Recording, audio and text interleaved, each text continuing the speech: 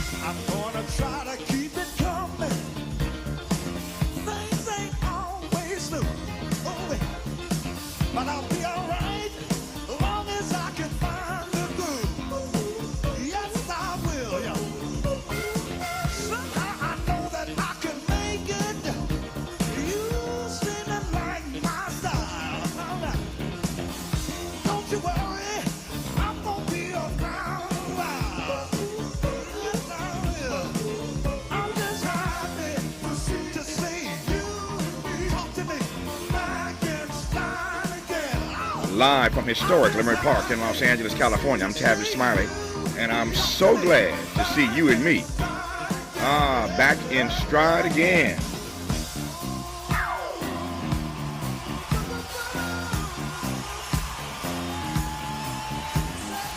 Before we get started with today's show, let me invite you to follow me on Facebook and Instagram at The Real Tavis Smiley, and get updates on X, that's formerly Twitter, at Tavis Smiley. By the way, should you miss any part of today's program or want to catch up on previous shows, you can always visit thetavisSmileyShow.com. That's thetavisSmileyShow.com, or wherever you get your podcast, and listen to the Tavis Smiley podcast version of this live program at your leisure. Another great show on tap for you today. In our second hour, this week marks the 165th year since the execution of white abolitionist John Brown. I once told Dick Gregory that his friend and brother MLK was the greatest American we had ever produced. Wrong, Dick said. John Brown is the greatest American we have ever produced, and Dick Gregory and yours truly debated for hours. In hour 2, we will talk about the historical impact of the anti-slavery advocate John Brown and what there is to learn 165 years later from his legacy even today with 2 distinguished guests, Dan Morrison and Jock Williams, in our 3rd hour. When they got together, you'd be doing the Bobby Field. Yes, they got together with guns, and there's nothing wrong with that because we need some guns. Black people need some peace. White people need some peace. If we are going to have to fight, we're going to have to struggle. We're going to have to struggle relentlessly to bring about some peace because the people that we're asking for peace, they're a bunch of megalomaniac warmongers, and they don't even understand what peace means. And we've got to fight them. We've got to struggle with them to make them understand what peace means. The voice of the late, great Fred Hampton. Famed civil rights attorney G. Flint Taylor recalls his successful lawsuit against the FBI for the assassination of Black Panther leader Fred Hampton 55 years ago today. We will do that in our 3rd hour. In this 1st hour, though, 2 more conversations on the B side of this hour. Dr. John Ngangasong, America's Global AIDS Coordinator, on the 20-year program called PEPFAR that is now in danger of not being renewed. In short, PEPFAR is the largest collective action by a single country, ours, to counter a single disease, AIDS, and the threat of its non-renewal is now putting millions of lives on the African continent and beyond in jeopardy. We'll talk about that on the B side of this hour. We commenced today's program, as promised yesterday, though, with Professor and Director of Legal Clinics at the School of Law at the University of St. Thomas, Mark Osler. Professor Osler co-authored a powerful op-ed piece in the New York Times encouraging President Joe Biden to step up, that's my phrase, not his, step up your pardon game and work on your clemency legacy. That's all, Tavis. I am pleased to have Mark Osler back on this program. Professor Osler, how are you today, sir? I'm doing well. It's great to be talking to you again. It's good to have you on. Let me just jump right quick to this. I want to just properly frame our dialogue, and then we'll jump right in. Since yesterday, when we talked about this, the judge in this case, and actually 2 judges, because there were 2 different cases involving Hunter Biden, but one of the judges in this case essentially slammed Joe Biden in what he called an effort to rewrite the history of his son's tax crimes. Let me just read a couple quotes right quick from the judge in this case. The president's own attorney general and Department of Justice personnel oversaw the investigation leading to the charges. I'm quoting U.S. District Judge John Scarsey. The president's own attorney general and Department of Justice personnel oversaw the investigation leading to the charges. In the president's estimation, this legion of federal civil servants are unreasonable people, close quote. You recall President Biden said any reasonable person would come to the same conclusion that he came to. The judge is saying, nope, I ain't buying that. Scarsey goes on to say that Hunter Biden was not singled out just because he was the son of the president. Hunter Biden was not a victim of a selective or vindictive prosecution. The judge also took issue with the factual claims in the president's statement that his own son's drug use was at issue, saying that some of Hunter Biden's crimes were committed after he allegedly regained his sobriety. I quote from the judge once again, "A press release is not a pardon.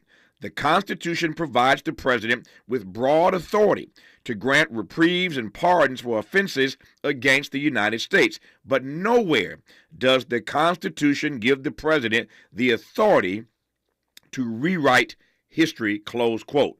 Now, having said all that, because the president is the president, the judge had to do what the president said do. So both of these cases have now gone away. Hunter Biden, that is, has been pardoned officially. It's all said and done. It is over. But this judge had his say before he did what he was obligated to do, but he was not buying the president's arguments. I should mention this judge was a Trump appointee. The other judge in the case involving Hunter Biden, also a Trump appointee. Take that as you will. But the judge wanted to sound off on his view that the president was really trying to rewrite history with the pardon of his own son. There's that. When we come forward, I'll let Mark Osler loose. You're listening to Tavis Smiley. generous listening. Charitable listening. It's why everybody wants to talk to Tavis. The conversation continues when we come forward. Make a move into a home of your own. With City National Bank's Ladder Up Home Loan Grant, you could receive up to $20,000 that you never need to pay back. Use it toward your down payment, save on closing costs, or to buy down your mortgage rate. Find out more at cnb.com/ladderuphome. City National, here for every stage of the journey. Property must be in a qualifying market in California, New York, or New Jersey. Additional terms and conditions apply. Not all applicants will qualify. Terms are subject to change without notice. City National Bank is an equal housing lender. Member FDIC. NMLS number 536994. $5,000. That's the average amount of money people in the U.S. are now spending on gas in a year. $5,000. That's crazy. If you drive, you have to download Upside, the free app that gives you cash back every time you get gas. That's right. You can earn real cash back with Upside just by buying the gas you're already buying. You can literally start earning cash back today. I use Upside every time I fill up, and I've already made around $300. You're putting gas in your car anyway. Why not get real cash back? If you like free money, download Upside. I'm saving the cash I earn from using Upside to help pay for a vacation later this year. Download the free Upside app now to earn cash back every time you buy gas. Use promo code SNAP to get an extra 35 cents per gallon on your first tank. You can cash out anytime right to your bank, PayPal, or a gift card for Amazon and other brands. Just download the free Upside app and use promo code SNAP for a 35 cents per gallon bonus on your first tank. That's code SNAP for a 35 cents per gallon bonus. Oh no, stomach issues again? Stomach issues? Who are you? Your pancreas. I could be the real reason for your diarrhea, gas, bloating, stomach pain, or loose oily stools. I thought it was my stomach. People often do, but any of these symptoms could mean having a condition called exocrine pancreatic insufficiency, or EPI. With EPI, the pancreas doesn't release enough enzymes to break down food, but EPI is manageable. Use the symptom checker on identifyepi.com and speak with your doctor. That's identifyepi.com. Sponsored by AbbVie. I occasionally have nerve discomfort in my hands, so the things I love to do... Let's play something, Grandma. ...became difficult as I got older. If you have occasional stabbing and burning in your hands and feet, try Nervive Nerve Relief. Nervive's clinically studied dose of alpha-lipoic acid reduces occasional nerve discomfort in as little as 7 days with continued daily use. Say yes to healthy nerves with Nervive Nerve Relief. These statements have not been evaluated by the Food and Drug Administration. This product is not intended to diagnose, treat, cure, or prevent any disease. Helping to make you the most knowledgeable person in your circle of friends. This is Tavis Smiley. Democrats are still speaking out, expressing their disappointment. Many of them, others are stand behind the president. We had the chair of the CBC on this program yesterday, and she supports what the president did. Not all the members of the CBC, I think, feel that way, but the most prominent Democrat, perhaps, to come out of late is the governor of the state where I sit right now, California. Governor Gavin Newsom said, and I quote, "With everything the president and his family have been through, I completely understand the instinct to protect Hunter. But I took the president at his word. So by definition, I'm disappointed and cannot support the decision," close quote. That's Gavin Newsom. Mark Osler, let me jump right in, again, make the most of the time that we have. Let me just start with that. I asked this question of a guest yesterday. The president said repeatedly, and I do mean repeatedly, "I am not going to pardon my son." There are any number of things that I suggested yesterday he could have said and not got himself into a situation where folk are now calling him a liar. So I start by asking, did the president lie to the American people, or is this just politics? Well, he may have been a lie. He may have intended this all along. But if he was lying about it, I agree with you. There's so many other things they could have said instead of just denying it outright. We haven't considered it yet. We haven't gotten there. There's more information we're waiting for. But to just say no, I don't know. I mean, it seems like this was an emotional decision, and we know that he spent the Thanksgiving holiday holed up with his family at a compound on Nantucket talking about these things, and then he comes out and makes this decision. And then in the statement about it, he said in there something pretty remarkable, which was, he said, "I hope Americans will understand why a father and president would come to this decision." And he put father before president in that sense. And I think that's how he was acting. He was having the interests of his family over what really his duties were as a president. Well, as I opined a day or two ago, if he had stopped at father, he might have been okay. Part of the danger is that he then goes on to include that other word, as you mentioned, president. He does have the authority to do this, but he mentioned the presidency, and then he goes on, I should say, to go in on his Justice Department, and I think that's the rub for many people. This is your DOJ. They're the one. That's what the judge. I just quoted Judge Scarcy. I just quoted him moments ago. He said the same thing. So if the president just said, "Hey, I'm a father. This is my son, and I got to protect my son," and if you can't understand that, then I'm sorry. Perhaps he should have stopped there. But then he goes in goes in on his Justice Department, and that for some people is where you get into trouble, because now. Not that, again, Donald Trump needs any license, but it's going to be hard, many believe, for Democrats to try to hold Trump accountable when he starts politicizing, or continues, I should say, politicizing DOJ, given what Joe Biden did, Professor Osler. Yeah, it is. It's inviting, the Republicans to come back, and when Trump does some clemency that people disagree with, it really undermines the moral high ground the Democrats might want to have, especially if they supported Biden and supported him here. But, Tavis, something that bothers me about this, too, is this, in terms of the context, is that he did this, and then he jets off to Angola. And, he makes the speech there about the legacy of slavery, which is good to hear from him. But he would have been so much more authentic if, before he did that, he'd given clemency not just to the affluent white guy, but to hundreds or thousands of people that would have reflected that he's looking, as he's acknowledged, at a justice system that's shot through with a legacy of racism and that has egregiously disparate outcomes racially in the current day. That would have been the way to do it. Do it not just for his own son, but for thousands of other people's sons. I think people would have understood that. I always feel better when I'm simpatico with Professor Mark Osler. I made that very same comment, as this audience knows. I made that same comment a couple of days ago.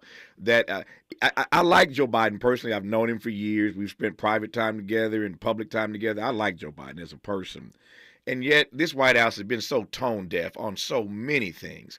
And I just don't know. Again, I was teasing the other day, maybe I should go be a political consultant, and not that I'm the brightest bulb in the box, but God dang it. I mean, you look at these errors, these unforced errors they keep making, and I just don't understand how they go about their messaging. The way they frame this stuff is just so stuck on stupid, because what you just said is true. And Karine Jean-Pierre, the White House press secretary, said on the plane the other day on the way to Angola that the president, as is typical, is going to offer more clemencies and pardons before he leaves office. So the framing, since he's going to do it anyway, he should have framed this the right way. I digress, because you and I are saying the same thing. I don't need to waste my time with that. What I do want to spend my time on is the powerful piece you wrote for the New York Times, co-wrote, called "Biden Needs to Work on His Clemency Legacy." So the issue that I raised, again, on this program this week is what you just said now, that not just to give himself cover, but because it is the right thing to do. There are so many black and brown and poor people who have earned the right to clemency. They've earned the right to be pardoned. They've paid their debt to society, et cetera, et cetera. It ain't just about the rich white dude that you referenced earlier, Hunter Biden. And frankly, Hunter hadn't paid his debt, really. I mean, he was found guilty. He hadn't done anything to pay his debt. I'm talking now about black and brown and poor people who have paid their debt. They have served their time. And they should be on that list to be given clemency or to be pardoned. And so my view is the same as yours. That's why I called you on the phone to say, come on the program, because I believe this is a historic moment where Joe Biden can really step up his game and even change the conversation about clemency and pardons in this country. I digress. Take it away and tell me what you mean by saying he ought to step up his clemency legacy. Well, step it up is exactly the right way to put it. One of the things we talked about in that article that I co-authored with Rachel Barkow at NYU is not just the death penalty cases and the CARES Act cases, which are important, but also the fact that he's got hundreds or maybe thousands of cases on his desk with positive recommendations from the pardon attorney, who's supposed to be his advisor on this. He can just say yes to those. And the thing is that through my work, I know some of these stories. I mean, we did the pardon petition for a guy named Jerome Brown here in Minneapolis, who, it was 2 decades ago that he committed his crime and did his time and finished it, and then came back and served the community and has served it in a way that the U.S. attorney here calls on him to speak at events. Now, why is it that Hunter Biden's pardon didn't come out right next to Jerome Brown's? And that would be a simple thing to do. Trust the process that's in place where you've got a pardon attorney making recommendations and grant all the ones where she said this is a good one. And that would be historic. Yeah. I could have started our conversation here. There is a distinction, a difference, which is why there are 2 words here. One is clemency, one is pardon. They're not necessarily the same thing. Can you explain that to those listening right now? Yeah, clemency is the overall term, and when we use that, we're usually referring to one of 2 ways it can be employed. And one is a commutation of sentence, and that's where someone gets out early. That is, it's cutting the sentence short. But it doesn't affect the underlying conviction. That's right. A pardon does. A pardon is going to wipe away many of the effects of the conviction itself, and it'll get rid of whatever sentence is left too. So the pardon is broader than a commutation. Yep. Why historically, what's your read of why historically presidents wait until the last minute before they leave office to give clemency or to pardon people? Why do they do? I'm not even asking, but why do they wait till the last minute before they walk out the White House to do this? Yeah, it's funny. People talk about this like it's some grand tradition of American democracy that presidents wait till the end, but it's really just started with Clinton. He waited till the last minute, but before then, grants were pretty regular as a part of the president's job. You go back and you look at even Herbert Hoover, pretty conservative president, but in one term he granted about 1,200 commutations and pardons, which is several times more than we're seeing from Biden, and with a much smaller federal prison population. And it's because he did it regularly. Every month or every quarter he considered a batch and made some grants. And it's the process that is creating this problem, that these backlogs build up when presidents don't pay attention to it because there's no regular process in which they're looking at a batch that come to their desk. Tell me again how Biden stacks up against previous presidents with clemencies and pardons. Well, it's an incomplete record right now. He's got some weeks left to do better, but right now it's looking pretty bad. He's done 150 some.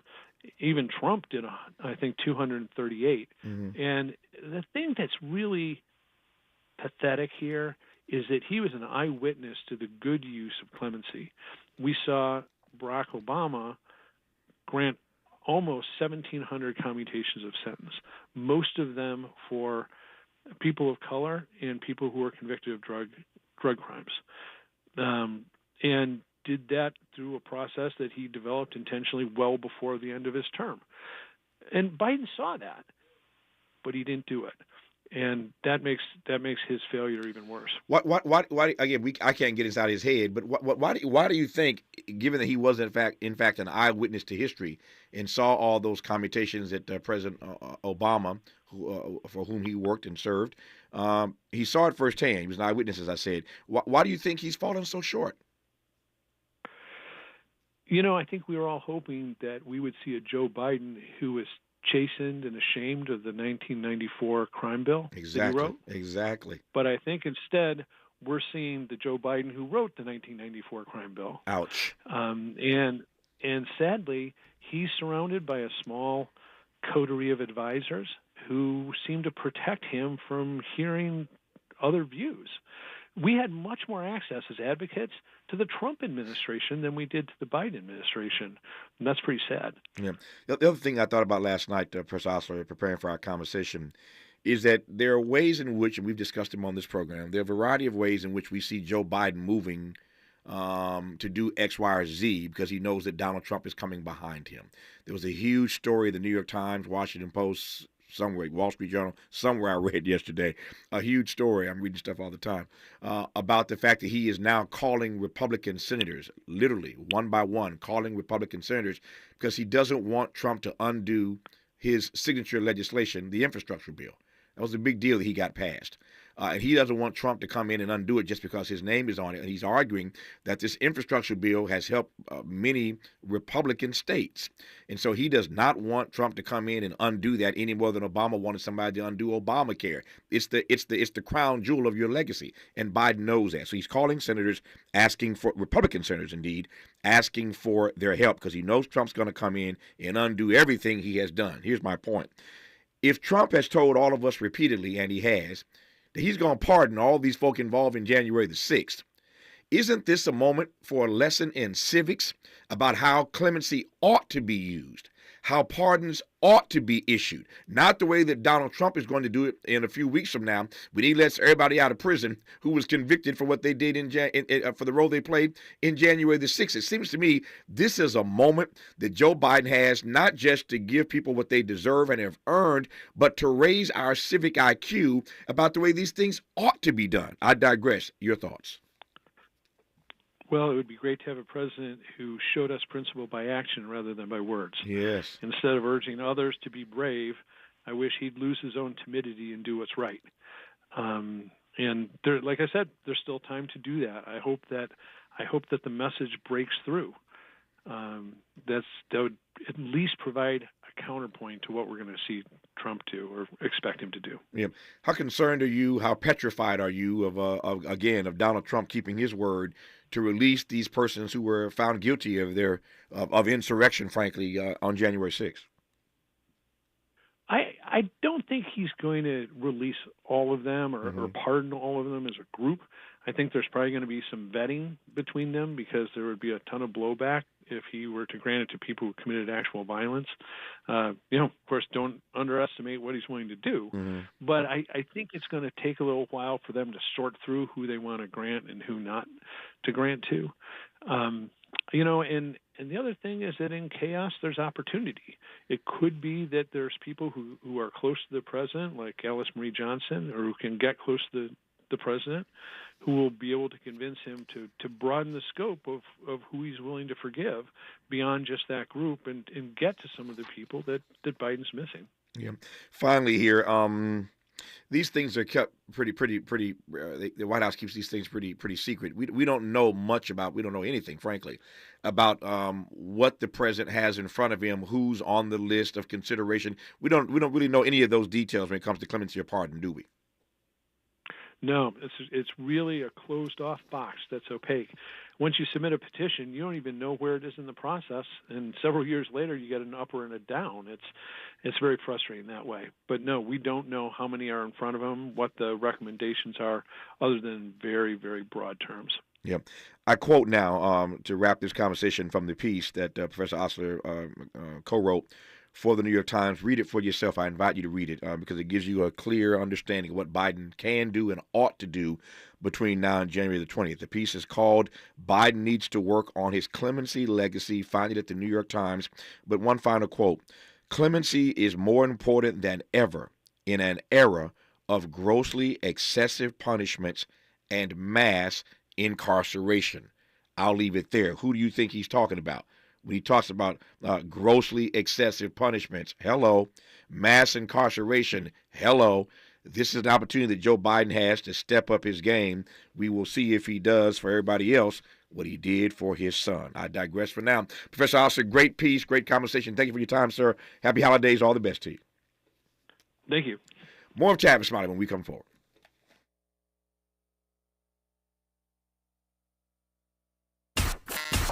Why does Tavis say when we come forward? Because he's not going back. And you don't have to go back either. Forward ever, backward never. More of Tavis Smiley when we come forward. Paid for by government.com. Did you know the United States Mint has issued a new Morgan silver dollar coin in proof condition for the first time? Not only that, they are also minted in 99.9% pure silver for the first time ever in history. Coin experts are calling this an amazing opportunity for anyone that knows the enduring popularity of Morgans. But you must hurry. Only 400,000 of these legal tender silver dollars were issued. These first ever Morgan silver dollars are brand new with stunning mirror-like finish, minted by the iconic San Francisco Mint. Call now and you're guaranteed a new first ever 99.9% pure silver proof Morgan dollar. To learn more, call 1-800-973-9717. If you order now, you will receive a free coin collector bonus pack, a $25 value, free with every order. Call 1-800-973-9717 now to secure your new Morgan silver dollars before they are gone. That's 1-800-973-9717. I'm Bree Wood with 4 Things You Should Know from BIN News. Donald Trump is considering replacing his defense secretary nominee Pete Hegseth amid misconduct allegations. The Wall Street Journal reports that Trump is mulling over several candidates, including Florida Governor Ron DeSantis. The Supreme Court seems likely to reject Holocaust survivors' request to sue Hungary in U.S. courts over property stolen during World War II. Normally, foreign nations have immunity, but there's an exception for expropriated property in the U.S.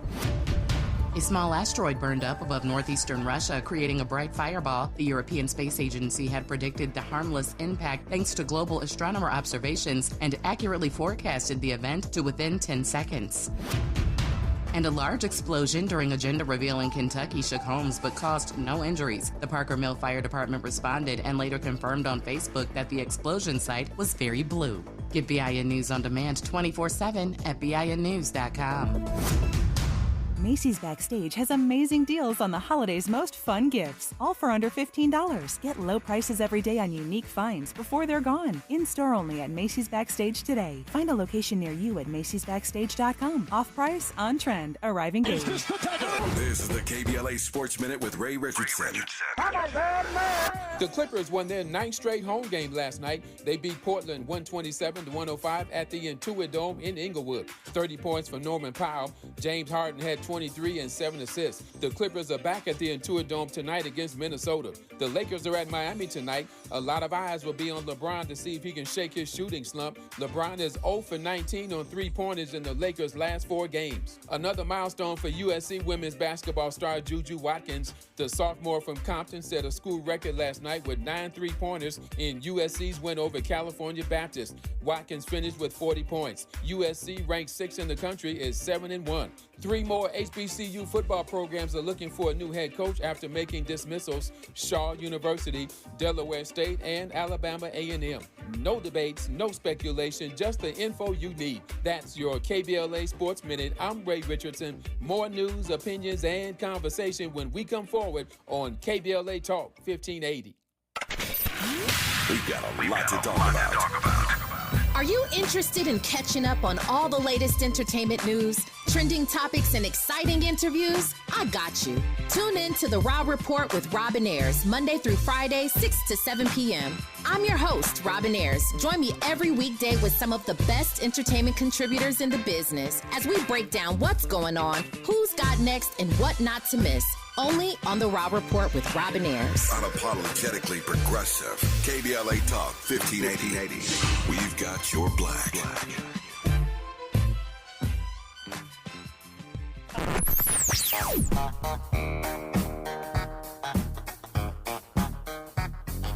This is KBLA Talk 1580. Talk radio. That's music to your ears. We're unapologetically progressive. KBLA Talk 1580. Eggs are a staple in our diets, and there's only one egg with more delicious farm-fresh taste plus superior nutrition. Eggland's Best. With more vitamins, including 6 times more vitamin D and 10 times more vitamin E, plus 25% less saturated fat than ordinary eggs. Available in so many delicious varieties. Classic, cage-free, and organic.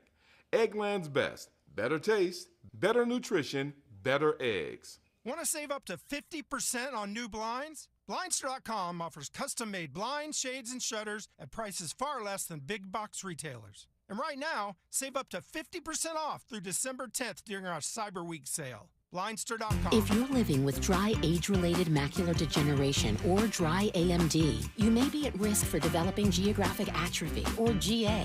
GA can be unpredictable and progress rapidly, leading to irreversible vision loss. Now there's something you can do to slow it down, get it going slower. Izervay is proven to slow GA progression. Izervay gets GA going slower. Izervay or avacincaptad pagel is a prescription eye injection used to treat GA. Don't take it if you have an infection or active swelling in or around your eye. Izervay can cause eye infection, retinal detachment, or increased risk of wet AMD. Izervay may temporarily increase eye pressure. Your vision may be impaired after an eye injection or exam. Don't delay. Ask your doctor about Izervay today. Izervay gets GA going slower.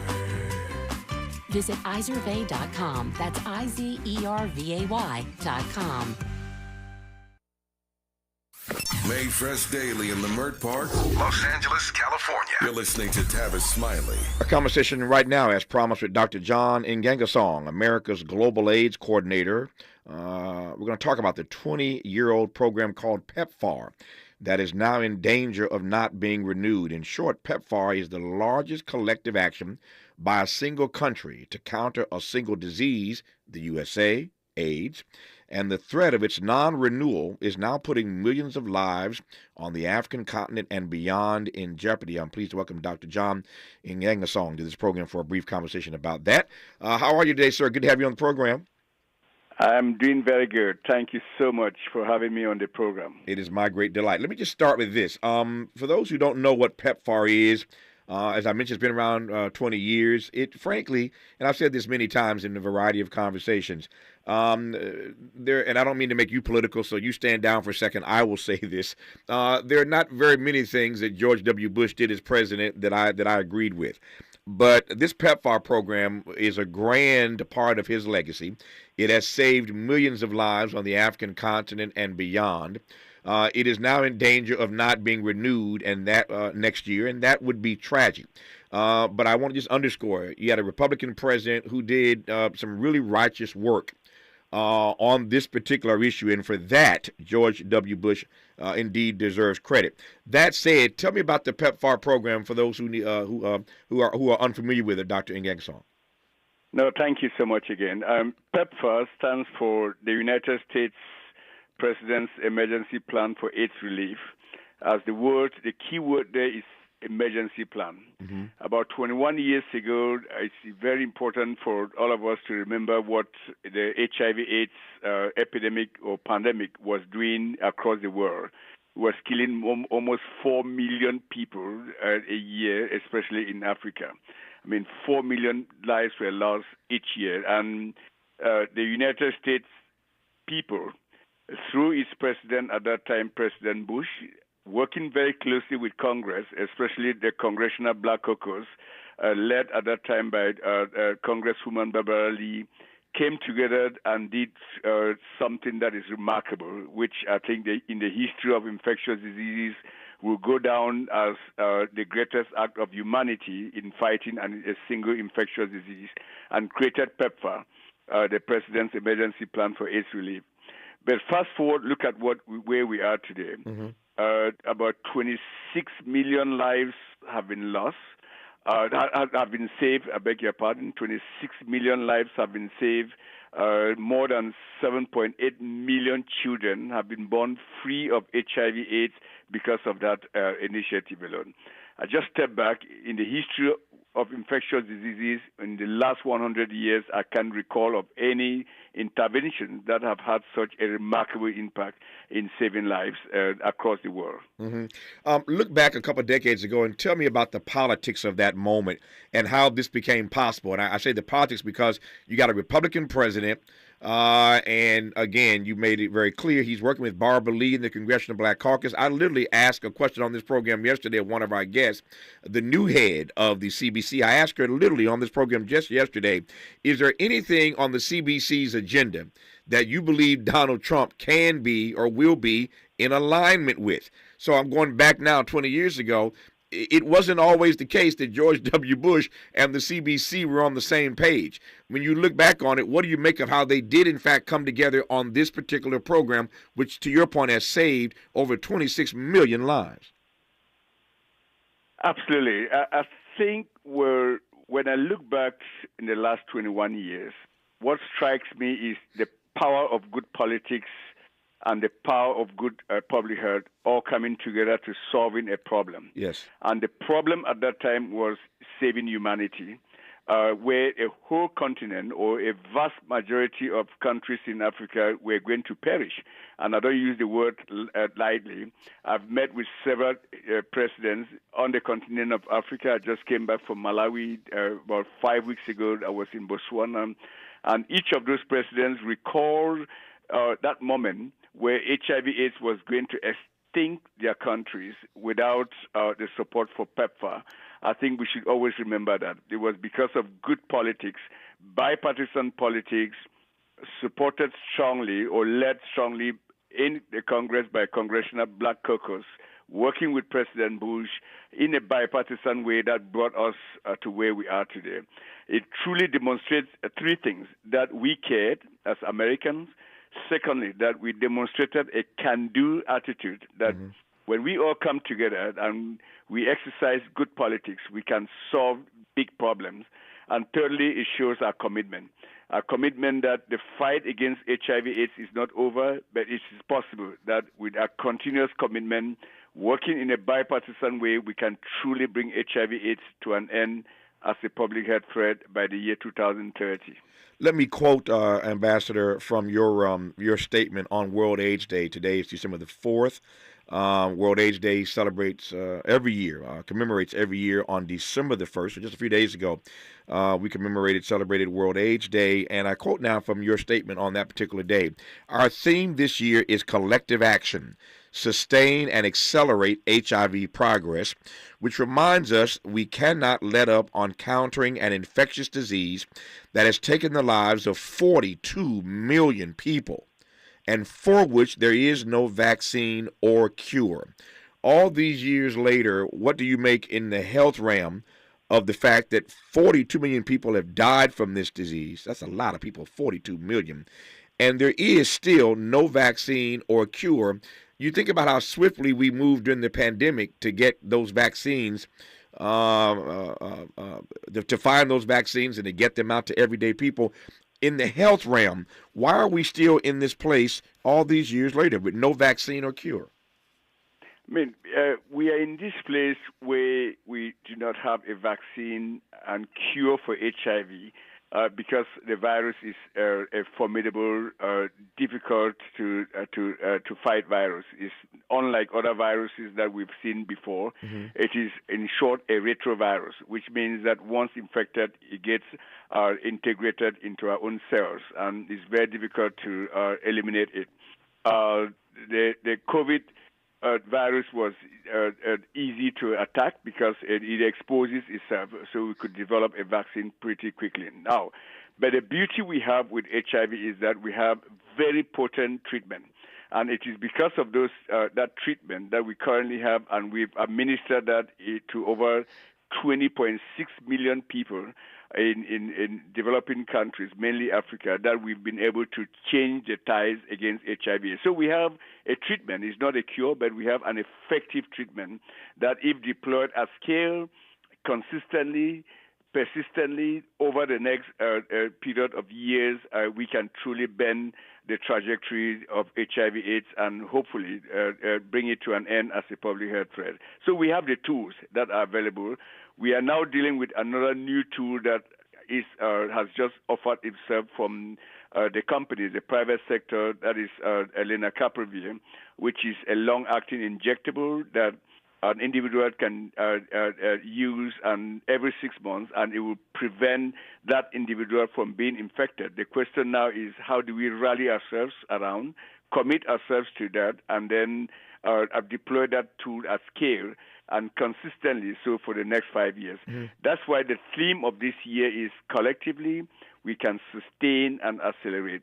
What are we sustaining? We are making sure that the 20-plus million people that are on treatment, life-saving treatment, remain on treatment, because when they remain on treatment, they live a healthy life, a normal life. Yeah. And if they remain on treatment, they cannot transmit the virus there. Why should we accelerate? We still have a few remaining gaps that we have to close those inequity gaps in children, in adolescent girls and young women, and in key populations. I think that those are all gaps that we need to close very quickly. There are two things I want to talk about with Ambassador Ngangasong when we come forward here. Those two things are these. One, for those who've been around for a while, you'll recall that there were some African leaders, I could call their names, I remember them well. There were some African leaders back in the day who had a different view of HIV/AIDS. They really questioned its origin and its impact. And so when you hear the ambassador say he was just on the continent visiting certain countries days ago, I am curious as to how leadership on the African continent now sees this issue 20 plus years after the great work that PEPFAR has done. And then I want to get to that conversation that I teed up earlier about the fact that this program is in danger, PEPFAR, that is, of not being renewed next year, and what that would look like if this program that Barbara Lee and George Bush and others brought to the fore goes by the wayside. You're listening to Tavis Smiley. Hope, agency, dignity. This is Tavis Smiley. Can you dig it? Come on! We asked seniors how to prevent Medicare scams. My best advice, if you get a phone call, do not talk to the person. These people are well-trained. Don't talk to them. They don't know me. They're just trying to scam me. Don't be fooled. Hang up. Just hang up. Never give out your Medicare number. They're going to get your number to put in a false claim. If I get a call from someone, I don't pick up the phone. And should I pick up the phone and they ask for information, then I hang up. How do you detect Medicare fraud?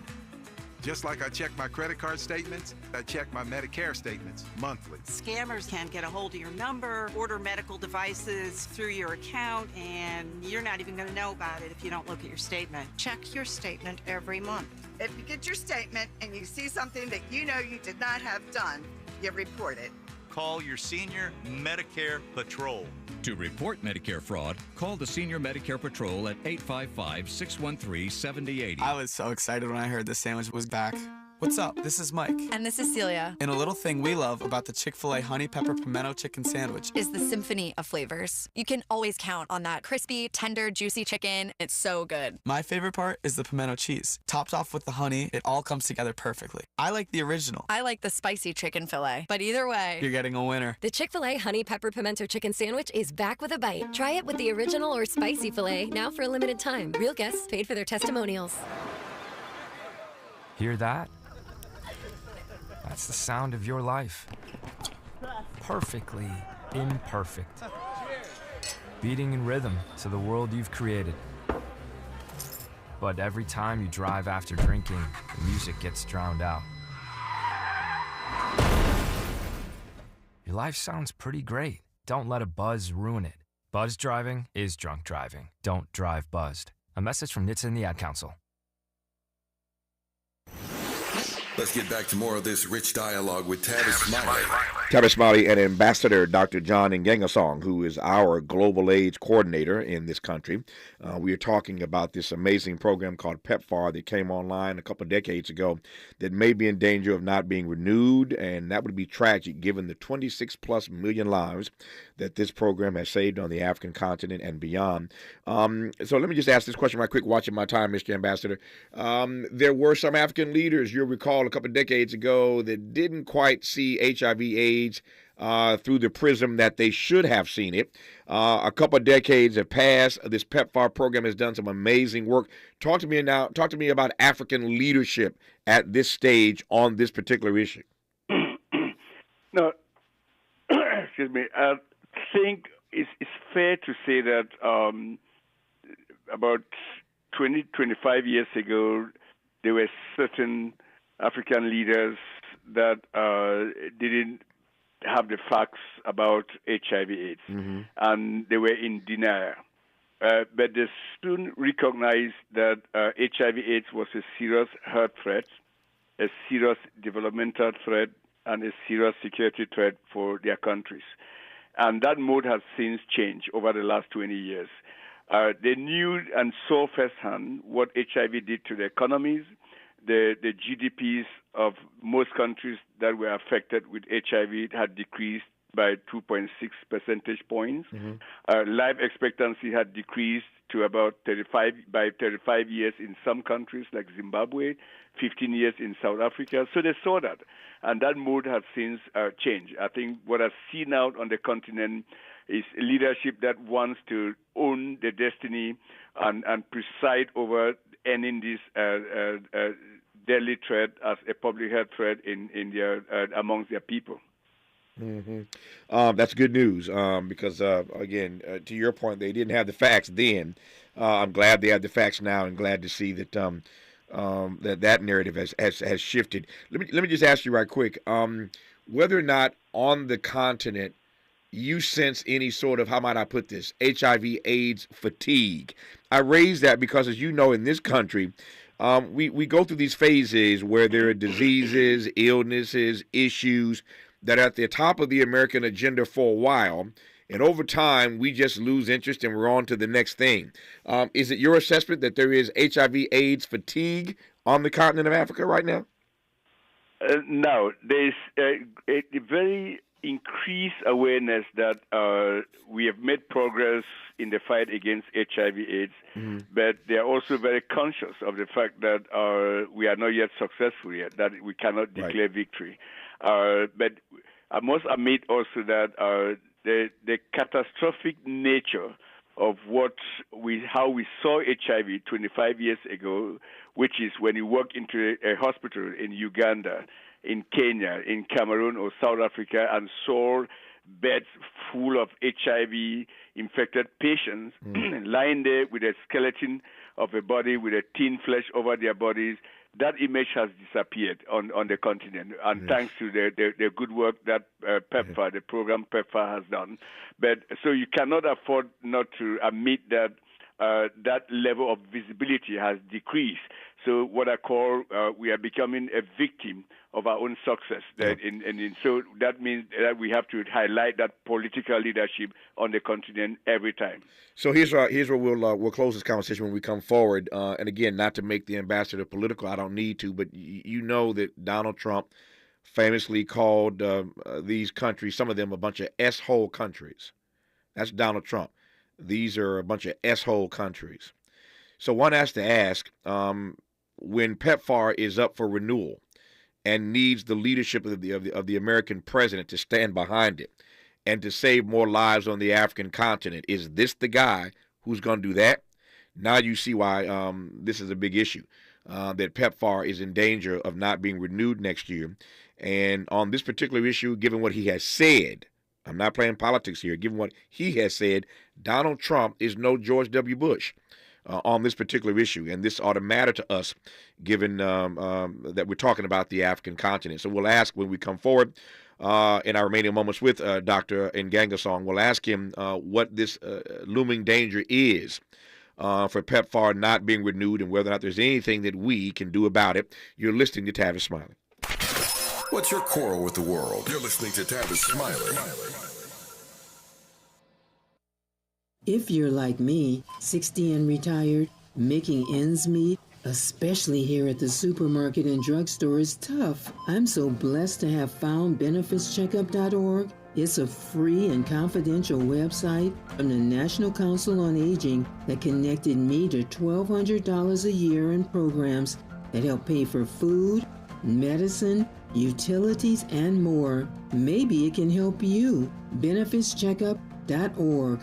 You know where you want to go in life, and City National Bank can help. City National knows the dedication it takes to build your vision for the future into a reality, and our team is here for you. We have a wide range of options to help, from personal savings accounts to interest-bearing money market savings accounts and more, all designed to help you get where you want to go. City National, here for every stage of the journey. Learn more at cnb.com. City National Bank is a subsidiary of Royal Bank of Canada, member FDIC. KBLA Talk 1580. We've got a lot to talk KBLA Talk 1580 is committed to self-care and community well-being. Walk Good LA was formed in June 2020, inspired by the Black Lives Matter movement and the beginning stages of the COVID-19 pandemic. What began as a few minutes of breath work and yoga meditation before protests against police brutality turned into a safe space for the community to heal in hard times. The immensely positive response from the community transformed the momentum into a movement. Today, Walk Good LA is a black and brown-led community wellness organization based in Los Angeles. They provide spaces for healing through community yoga classes, guided meditations, hikes, run clubs, and other activations throughout Los Angeles that attract hundreds of members weekly. With the help of Propel and Michael B. Jordan, they now have a yoga and wellness studio in Los Angeles called the Walk Good Yard. To join their mailing list and connect with healing spaces, please visit walkgoodla.org. That's walkgoodla.org. Or find them on Instagram at walkgoodla. This is a community call to action, a community call to healing from KBLA Talk 1580.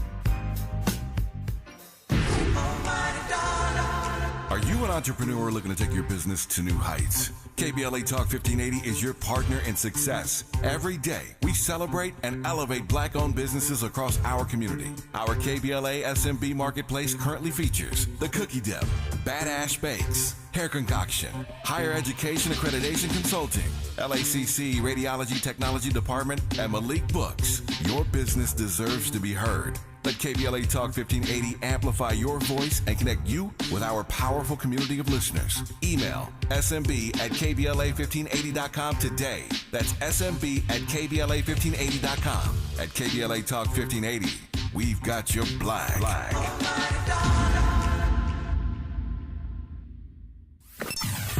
Sometimes he fails at fitting in, but we're okay with that. You're inside the Tavis Smiley Show. Ambassador Dr. John Ngangasong is our guest. I've got 2.5 minutes left with him. I want to give that entire time to him. So when I said a few times in this conversation, with all the great work that PEPFAR has done that you've detailed for us in this half hour over the last 20 years of this program, it's in danger of perhaps not being renewed next year. Tell me more, and is there anything we can do about that?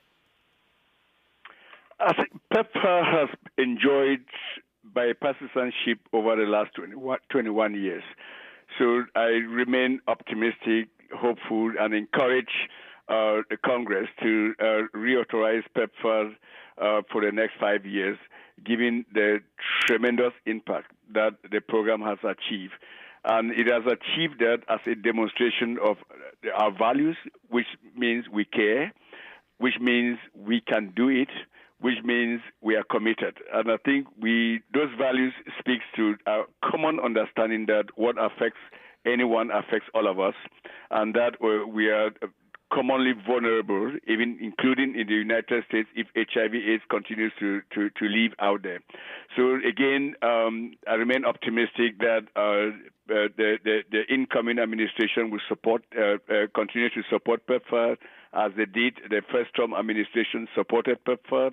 So I rely on that hope that we cannot let the tremendous good work that has happened be lost.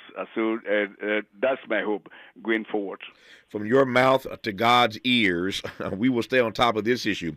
But again, when somebody calls African countries SO countries, I'm not holding my breath that he's going to be as courageous and as forward-thinking as George Bush was on these issues. But I'm with the ambassador.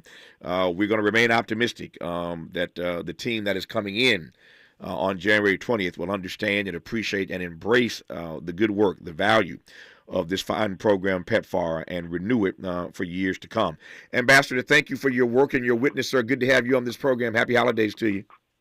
Thank you, too, and happy holidays to you, too. Thank you, sir. More of Tavis Smiley when we come forward.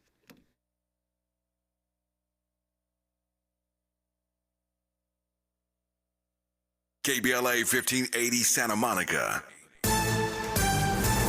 I'm Bree Wood with 4 Things You Should Know from BIN News. Donald Trump is considering replacing his defense secretary nominee Pete Hegseth amid misconduct allegations. The Wall Street Journal reports that Trump is mulling over several candidates, including Florida Governor Ron DeSantis.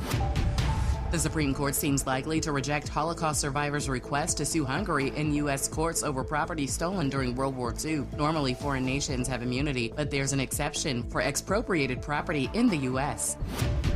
A small asteroid burned up above northeastern Russia, creating a bright fireball. The European Space Agency had predicted the harmless impact thanks to global astronomer observations and accurately forecasted the event to within 10 seconds.